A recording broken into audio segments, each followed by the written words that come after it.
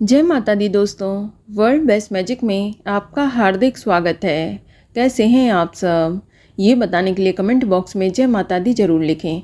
दोस्तों, हरियाली तीज का व्रत पूरे नियम और विधि विधान से करने पर ही इस व्रत का पूर्ण लाभ मिलता है। इसीलिए व्रत रखने से पहले ये जानना बेहद ही ज़रूरी है कि हरियाली तीज व्रत के नियम क्या हैं और इस दिन आपको कौन सी गलतियां नहीं करनी चाहिए। ऐसे कौन कौन से काम हैं जो आपको इस दिन नहीं करने चाहिए। साथ ही हम आपको इस वीडियो में कुछ सवालों के जवाब भी दूंगी। जैसे बहुत सी महिलाएं जानना चाहती हैं कि क्या हरियाली तीज व्रत के दिन बाल धोएं या नहीं, और सरगी व पारण में उन्हें क्या क्या खाना चाहिए। साथ ही सुहाग की सामग्री वे किसे दान दें। ऐसे कई सवालों के जवाब आपको मैं इस वीडियो में दूंगी। दोस्तों, हरियाली तीज का पर्व सुहागिन महिलाओं के लिए खास महत्व रखता है।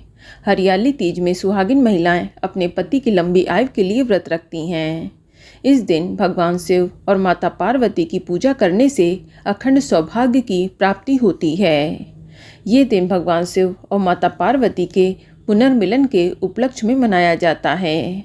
इस व्रत को करने से सदा सुहागन रहने का आशीर्वाद प्राप्त होता है और जो कुंवारी कन्याएं हरियाली तीज का व्रत रखती हैं उन्हें मनचाहे वर की प्राप्ति होती है। दोस्तों, ये व्रत बहुत ही कठिन माना जाता है क्योंकि इस दिन महिलाएं निर्जल और निराहार व्रत करती हैं। तो चलिए बात करते हैं हरियाली तीज के व्रत के नियमों की। दोस्तों, सबसे पहला नियम ये है कि हरियाली तीज व्रत के एक दिन पहले से ही तामसिक चीज़ों का त्याग करना चाहिए। इस दिन प्याज लहसुन से बना खाना नहीं खाना चाहिए और इसी दिन से ही पूर्णतः ब्रह्मचर्य का पालन करना चाहिए।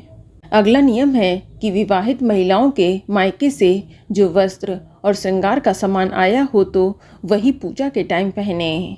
लेकिन किसी कारणवश मायके से सामान ना आए तो स्वयं अपने कपड़े और सुहाग का सामान रेडी रखें।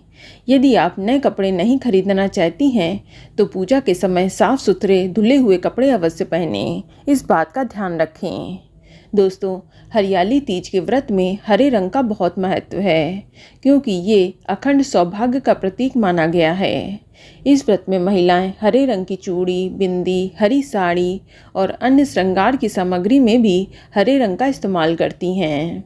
यदि आप इस दिन हरे रंग की साड़ी नहीं पहन रही हैं तो इसके अलावा सुहागिन महिलाओं को इस दिन लाल, पीला या गुलाबी जैसे रंगों का इस्तेमाल करना चाहिए। लेकिन ध्यान रखें, गलती से भी आप इस दिन काले, नीले, सफ़ेद या भूरे रंग के कपड़े ना पहने। इस रंग के कपड़े पहनना अशुभ माना गया है। इसके अलावा अगला नियम है कि इस दिन व्रती महिला को सुबह जल्दी उठना चाहिए। इस दिन देर तक भूल कर भी ना सोएं और ना ही दोपहर के समय इस दिन सोना चाहिए। इससे आपका व्रत का फल नष्ट हो जाता है। बल्कि व्रत रखने वाली महिलाओं को आज सोने की जगह पूरी रात जाग कर भगवान शिव और माता पार्वती के भजन कीर्तन करना चाहिए। अब अगला नियम ये है कि व्रती को इस दिन निर्जल और निराहार व्रत ही रखना चाहिए। इसमें दूध, जल, फल का सेवन भी नहीं करना चाहिए। पारण से पहले अपने मुंह में कुछ भी ना डालें, अन्यथा आपका व्रत बीच में ही खंडित हो जाएगा। लेकिन ध्यान रहे कि जो महिलाएं गर्भवती हैं या बीमार हैं उनके ऊपर ये नियम लागू नहीं होता है। आप ज़रूरत पड़ने पर फल, दूध, जूस या जल भी ले सकती हैं। अब अगला नियम ये है कि इस दिन सुहागिन महिलाओं को बिना श्रृंगार के नहीं रहना चाहिए। आप सुबह स्नान करने के बाद बेसिक श्रृंगार कर लें और पूजा के समय तो पूरा 16 श्रृंगार जरूर करें। इस बात का भी ध्यान रखें।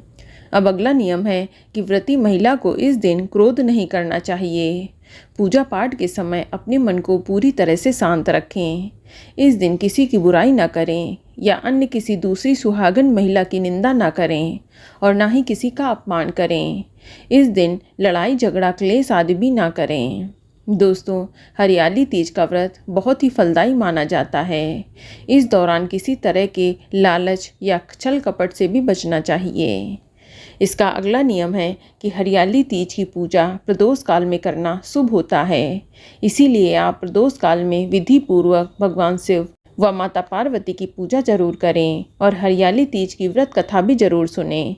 इससे आपको व्रत का पूर्ण फल प्राप्त होगा और इस दिन किसी सुहागिन महिला को श्रृंगार का सामान दान जरूर करें। और अगला नियम है कि सुहागिन महिला को इस दिन अपने पति से लड़ाई झगड़ा क्लेश आदि नहीं करना चाहिए, बल्कि पूजा के बाद अपने पति के पैर छूकर उनका आशीर्वाद लेना चाहिए। शास्त्रों के अनुसार किसी भी व्रत का पारण हमेशा शुभ मुहूर्त में ही करना चाहिए। पारण का मुहूर्त बहुत ज़रूरी है।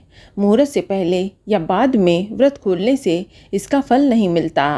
कभी कभी आप गलती से राहु काल के दौरान अपना व्रत खोल लेते हैं, इसलिए शुभ मुहूर्त में ही आप हरियाली तीज के व्रत को खोलें, इस बात का ध्यान रखें। इसके अलावा अगला नियम है कि हरियाली तीज व्रत में अपनी सास को बायना जरूर दें। आप पूजा खत्म होने के बाद अपनी सास को बायना देकर उनके पैर छूकर उनका आशीर्वाद जरूर लें। चलिए अब कुछ सवालों के जवाब दे देती हूँ। जैसे अक्सर महिलाएं ये सवाल पूछती हैं कि उन्हें हरियाली तीज के व्रत वाले दिन बाल धोने चाहिए या नहीं। तो मैं आपको बता दूं कि हरियाली तीज का व्रत अखंड सौभाग्य और पति की लंबी उम्र के लिए किया जाता है। इसीलिए इस दिन सुहागिन महिलाओं को बाल नहीं धोने चाहिए, शैम्पू नहीं करना चाहिए, यानी सिर से स्नान नहीं करना चाहिए। ऐसा करना अशुभ माना जाता है। दोस्तों, शास्त्रों के अनुसार किसी भी व्रत के एक दिन पहले से ही शुद्धता का ध्यान रखना होता है। इसीलिए बाल भी आप एक दिन पहले ही धो लें, यही श्रेष्ठ रहेगा। लेकिन जो महिलाएं पीरियड से हैं और उन्हें बाल धोना इस दिन ज़रूरी है, तो वह इस दिन बाल धोकर पूजा कर सकती हैं। लेकिन ध्यान रखें कि गीले बाल पूजा ना करें। आप अपने बाल पूरी तरह से सुखा लें और अपनी मांग भर लें, श्रृंगार कर लें, तब पूजा करने बैठें। इस बात का ध्यान रखें। अब अगला सवाल ये है कि सरगी व पारण के समय क्या खाना चाहिए।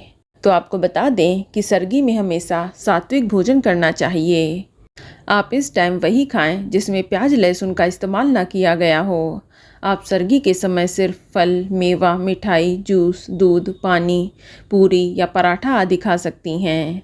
लेकिन ध्यान रहे कि सरगी आपको सूर्योदय होने से लगभग 1 घंटे पहले ही खा लेनी चाहिए। चलिए अब जानते हैं कि व्रत खोलते समय क्या खाना चाहिए। तो तीज का व्रत अगले दिन सुबह खोला जाता है। तो आपने जो भी भगवान को भोग लगाया है, जैसे ककड़ी, खीरा या कोई फल, हलवा, पूड़ी, खीर आदि, आपने जो भी भगवान शिव और माता पार्वती को भोग चढ़ाया है, आप उसी प्रसाद को खाकर अपना व्रत खोल सकती हैं। चलिए अब जानते हैं कि सुहाग की सामग्री किसे दान करनी चाहिए। दोस्तों, आपने जो श्रृंगार का सामान देवी पार्वती को चढ़ाया है, उसमें से कुछ सामान अपने लिए ज़रूर निकाल लें और बाकी सामान आप दान कर दें। आप किसी ब्राह्मण को या अन्य किसी सुहागिन महिला को भी श्रृंगार का सामान दान कर सकती हैं, या आपके घर में कोई सुहागिन महिला है तो उसे भी आप श्रृंगार का सामान दान कर सकती हैं। तो दोस्तों, ये जानकारी आपको अच्छी लगी तो कमेंट में जय माता दी जरूर लिखें। और अगर आपका कोई सवाल है तो उसे कमेंट बॉक्स में अवश्य पूछ लें। और इस वीडियो को लाइक करें, शेयर करें और साथ ही साथ चैनल को सब्सक्राइब करें। धन्यवाद।